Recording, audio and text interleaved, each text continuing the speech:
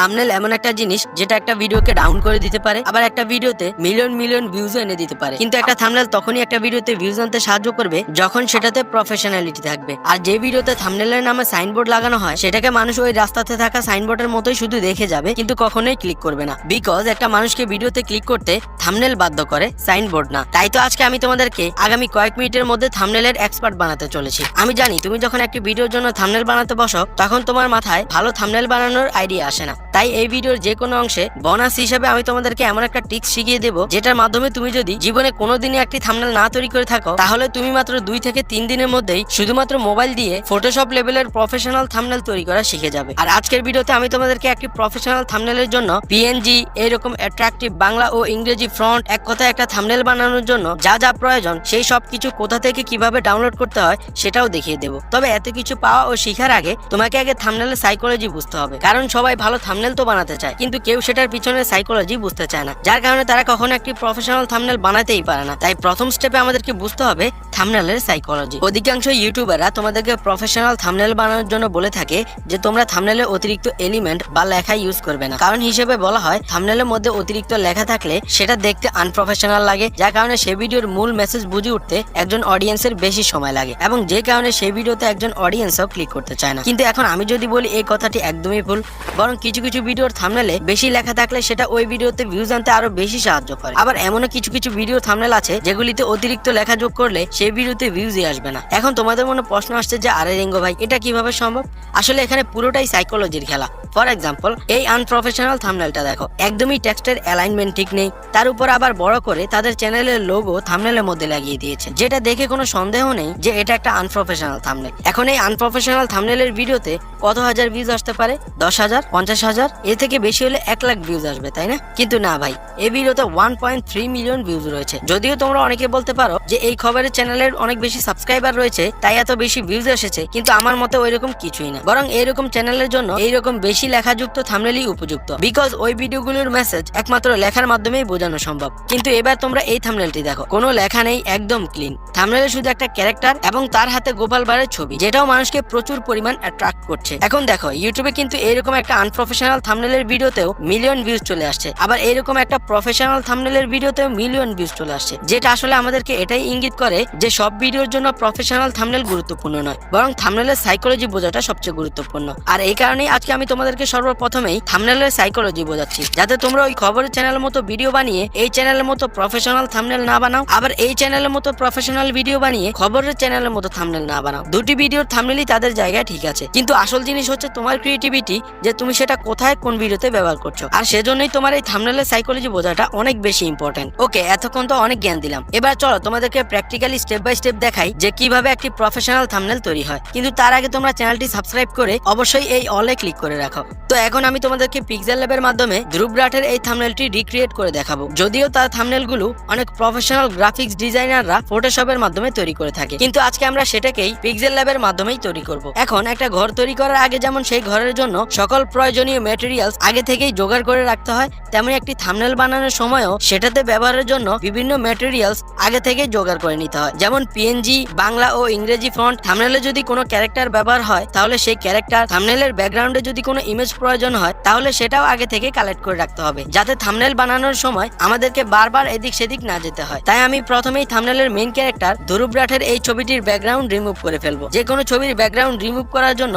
তোমরা ক্রোম ব্রাউজারে এসে এটা লিখে সার্চ দিলে এই ওয়েবসাইট চলে আসবে। এবার এখান থেকে তোমরা যে কোনো ইমেজের ব্যাকগ্রাউন্ড রিমুভ করে ফেলবে। এরপর এই থাম্বনেল অনুযায়ী আমাদের এইরকম নুডলসের প্যাকেটের হাই কোয়ালিটির ছবির প্রয়োজন হবে, যেটার জন্য আমরা ক্রোম ব্রাউজারের মধ্যে এসে ম্যাগি ইনস্ট্যান্ট নুডলস লিখে সার্চ দিলেই দেখতে পাচ্ছি এখানে একটি হাই কোয়ালিটি নুডলসের প্যাকেটের ইমেজ পেয়ে গেছি, যেটাকেও আমরা এখান থেকে ডাউনলোড করে প্রথমে দেখানো উপায়ে ব্যাকগ্রাউন্ড রিমুভ করে ফেলবো। এবার আমাদের থাম্বনেলের জন্য প্রয়োজন হবে ইংরেজি টেক্সটের, তবে টেক্সট তখনই আকর্ষণীয় হবে যখন সেটাতে থাম্বনেল অনুযায়ী পারফেক্ট ফন্ট ব্যবহার করা হবে। ইউটিউবে অধিকাংশ ভিডিওর জন্যই এই ধরনের মোটা সেন্সরি ফন্টের ব্যবহার করা হয়, যেটা সহজেই থাম্বনেলের মধ্যে টেক্সটকে মানুষের চোখের সামনে হাইলাইট করে তোলে। যেগুলি পাওয়ার জন্য তোমরা ক্রোম ব্রাউজারে এসে এটা লিখে সার্চ দিয়ে এই ওয়েবসাইটের মধ্যে চলে আসবে। এবার এখান থেকে তোমরা sans serif অপশনটা সিলেক্ট করলেই নিচে দেখবে অসংখ্য ফন্ট চলে এসেছে, যেগুলি একটু মোটা এবং থাম্বনেলে ব্যবহার করলে যেগুলি খুব সহজেই নজরে চলে আসবে। এখান থেকে যেটা তোমার পছন্দ হয় সেটা এখানে ক্লিক করে ডাউনলোড করে ফেলবে। আর তোমরা যারা বাংলা ফন্ট ডাউনলোড করতে চাও, বিশেষ করে আমি যেমন আমার চ্যানেলের প্রতিটি থাম্বনেলে সবসময় একটা বাংলা ফন্ট ব্যবহার করি, সেরকম ভাবে তোমরাও যদি তোমাদের থাম্বনেলের জন্য নির্দিষ্ট একটা বাংলা ফন্ট ব্যবহার করতে চাও, তাহলে সেটাও তোমরা কিভাবে কোথা থেকে কালেক্ট করবে সেই বিষয়েও আজকে তোমরা এই ভিডিওতে জানতে পারবে। তো এখন আমাদের সকল মেটেরিয়ালস জোগাড় করা শেষ, তাই আমরা এখন থাম্বনেল বানানোর জন্য পিক্সেল ল্যাবের মধ্যে এসে এই 3 ডটে ক্লিক করে ইমেজ সাইজে ক্লিক করব।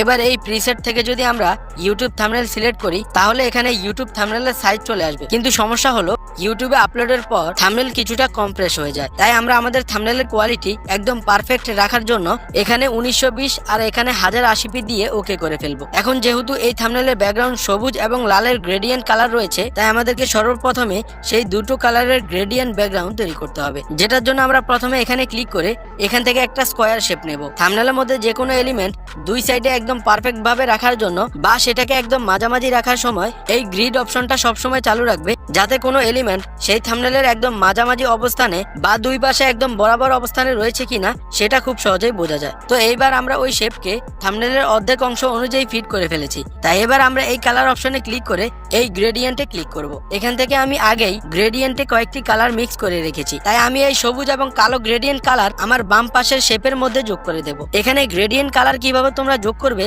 সেটা আমি এখানে ডান পাশের গ্রেডিয়েন্ট কালার যোগ করার সময় তোমাদেরকে দেখিয়ে দেব। তো বাম পাশে সবুজ এবং কালো গ্রেডিয়েন্ট কালার শেপের মধ্যে যোগ করার পর এখন আমরা এটাকে একটু চ্যাপটা করে ফেলবো, যাতে কালো কালারটা থাম্বনেলের ভিতরের অংশে বেশি না ঢুকে যায়। এরপর এটাকে একদম থাম্বনেলের অর্ধেক বরাবর রেখে এখানে ক্লিক করব। এখান থেকে আমরা থাম্বনেলের মধ্যে যত এলিমেন্ট ব্যবহার করব সেগুলোকে লক করে দিতে পারবো, যাতে অন্যান্য এলিমেন্ট বা থাম্বনেলে অন্যান্য কাজ করার সময় এলিমেন্ট নড়াচড়া না করে। তাই আমি এখান থেকে এটাকে লক করে এই পেন্সিল আইকনে ক্লিক করে এখান থেকে এই শেপকে কপি করে ফেলবো। এবার আমরা আবারও কালারে ক্লিক করলে গ্রেডিয়েন্ট অপশন চলে আসবে, যেটা অলরেডি সিলেক্ট করা রয়েছে। তাই আমরা এবার দেখে নিব যে কিভাবে একটা শেপের দুই পাশে যে কোনো দুই কালার লাগাতে হয়। তো সেই জন্য আমরা যে পাশে কালো কালার রাখবো সেই পাশে কালো কালারটা নিয়ে যাব, আর যে পাশে অন্য কালার রাখবো সেই পাশে আপাতত সবুজ কালারটা রেখে এই কালার অপশনে ক্লিক করব। এবার আমরা কালো কালারের পাশাপাশি লাল কালার রাখবো, তাই আমরা এখান থেকে লাল কালার সিলেক্ট করে ফেলবো। এরপর এটাকেও একটু চ্যাপটা করে ফেলবো, যাতে কালো কালার থাম্বনেলের ভিতরের অংশে বেশি না আসতে পারে। দেন আমরা এটাকেও মাঝ বরাবর এক পাশে রেখে এখানে ক্লিক করে এটাকে লক করে দেব।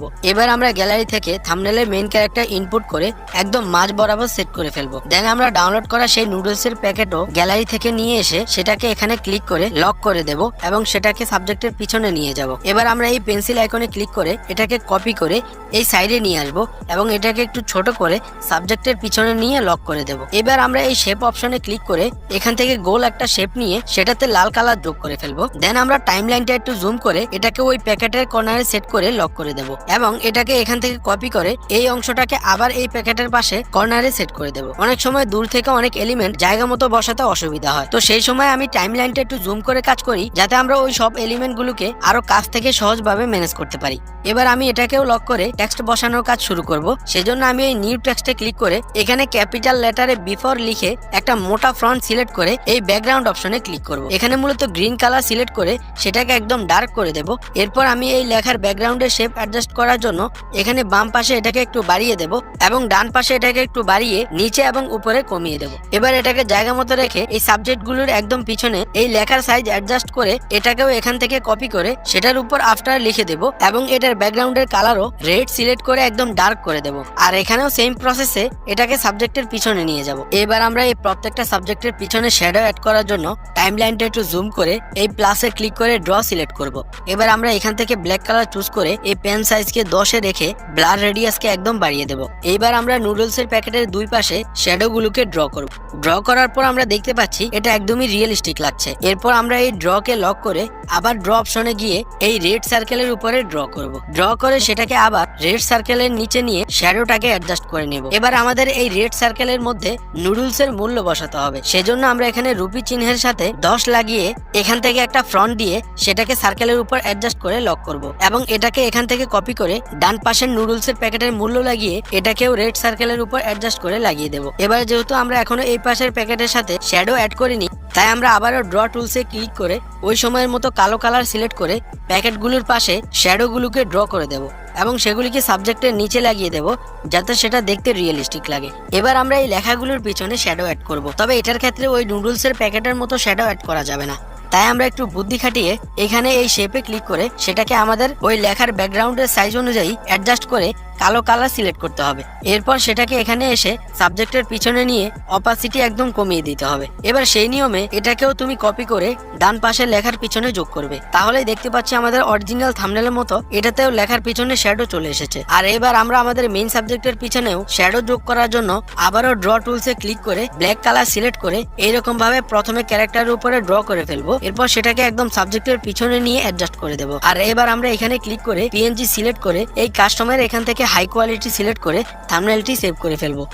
আর এবার তোমরাই দেখো, এটা হচ্ছে প্রফেশনাল গ্রাফিক্স ডিজাইনারের ফটোশপ দিয়ে বানানো থাম্বনেল, আর এটা হচ্ছে আমাদের মোবাইলে পিক্সেল ল্যাব দিয়ে বানানো থাম্বনেল। এটা তো আমি তোমাদেরকে জাস্ট দেখানোর জন্য তৈরি করেছি। আমি যদি এটাতে আরো একটু সময় দিতাম বা তোমরা যদি এরকম ভাবে প্রত্যেকটা থাম্বনেল বানানোর পিছনে আরো বেশি সময় খরচ করো, তাহলে কোন থাম্বনেল ফটোশপে তৈরি হয়েছে আর কোন থাম্বনেল মোবাইলে পিক্সেল ল্যাবে তৈরি হয়েছে সেটা বুঝে উঠতে অধিকাংশ মানুষেরই অবস্থা খারাপ হয়ে যাবে। আর তোমরা যারা এখনো ভিডিওতে লাইক দাওনি তারা এখনই লাইক দিয়ে ফেলো, কারণ এখন আমি তোমাদেরকে আমার মতো এরকম বাংলা ফন্ট কোথায় পাওয়া যাবে সেই গোডাউন দেখাবো, যার জন্য তোমরা ক্রোম ব্রাউজারে এসে এটা লিখে সার্চ দিলে এইরকম ওয়েবসাইট চলে আসবে। এবার তোমরা এটার একদম নিচে গিয়ে এই যে ফ্রি ফন্ট এখানে ক্লিক দিলে অসংখ্য বাংলা ফ্রি ফন্ট পেয়ে যাবে, যেখান থেকে যে কোনো একটা তুমি তোমার প্রত্যেকটি থাম্বনেলে ব্যবহার করতে পারো। আর তাদের ফন্ট ডাউনলোড করার জন্য এখানে ডাউনলোড অপশনে ক্লিক দিয়ে নিচে চলে আসলে দেখবে এখানে তাদের কিছু শর্ত রয়েছে, যেগুলি একটু পড়ে নিয়ে তোমার সেই ফন্টটি ডাউনলোড করে ফেলবে। আর এবার আমি তোমাদেরকে ভিডিওর প্রথমে বলা সেই টেকনিক শিখিয়ে দেবো, যেটার মাধ্যমে তোমরা খুব দ্রুতই প্রফেশনাল থাম্বনেল বানানো শিখে যাবে। আর সেটা হলো তোমাদেরকে কয়েকদিন পর পর আজকে আমি যেরকম একজন বড় ইউটিউবারের থাম্বনেল ব্রেকডাউন করে দেখিয়েছি, সেই রকম ভাবে তোমার কাছে যে ইউটিউবারের থাম্বনেল ভালো লাগে তার থাম্বনেল গুলোর মতোই নকল করে তুমিও প্রতিদিন থাম্বনেল বানানোর চেষ্টা করবে।